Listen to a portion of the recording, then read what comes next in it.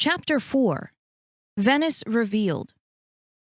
Avery closed her laptop. It was getting hot from being overworked. She laid back and immersed herself in the soft covers. She dreamed again that night. She was 6 years old. Her father had left fresh bruises all over her body. Avery was in her room crying. Her siblings had been lucky not to be sick that day. Avery wiped the tears off her face with her blanket. She knew better. She knew she should have kept out of his way. Avery was hungry and wanted something to eat. This was why she woke him up. Her dad was upset and still drunk from the whiskey. "Are you okay?" she heard a voice say behind her. Avery looked over to see Venice.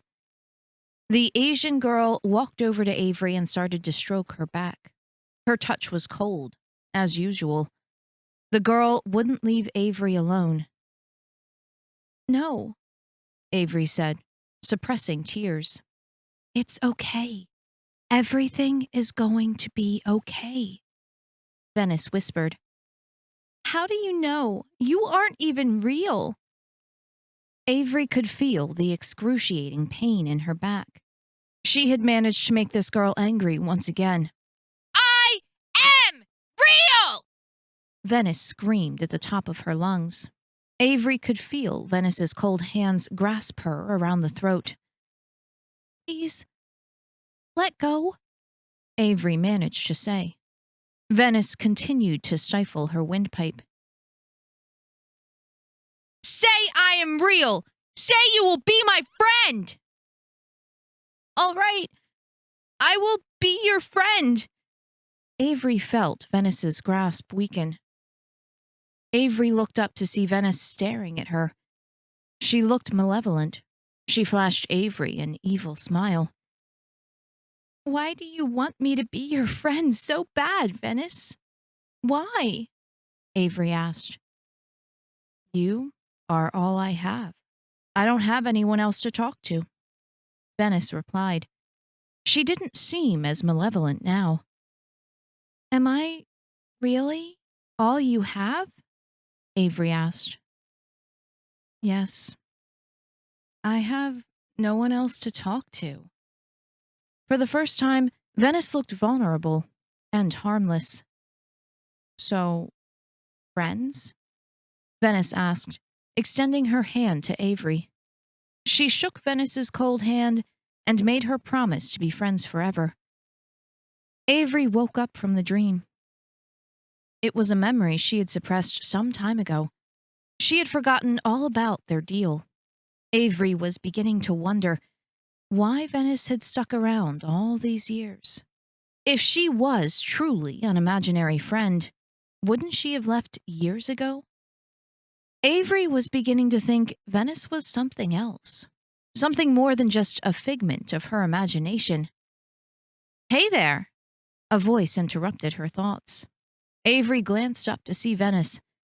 She was dressed in a provocative, tight, dark blue dress. It had lacy sleeves. The dress made every angle on her body pop. This time, she materialized with heavy blue eyeshadow. On her feet were suede blue booties.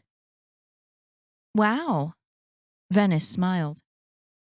"I know. Don't you love this dress? And my hair?" Venice's hair was curly and tied up in a loose ponytail, which she pulled forward. "You look great." "Yes, I know." "I have a question, Venice." Avery pushed her covers off and turned on the fan. "Go ahead and ask me," Venice replied. She snapped her fingers and a long white cigarette appeared. She took a deep breath and inhaled the cigarette. "Why are you still here?" Venice did her best not to look startled. "I am here because I am part of you." "What do you mean?" Avery asked. The room was starting to feel chilly. Avery started to feel the old Venice emerging again. "I am your sister." Avery coughed. "What do you mean, my sister?" Venice's face began to distort. "I mean your sister. We are twins." Avery began getting a splitting headache. Twins? What do you mean, twins? Her headache did not subside.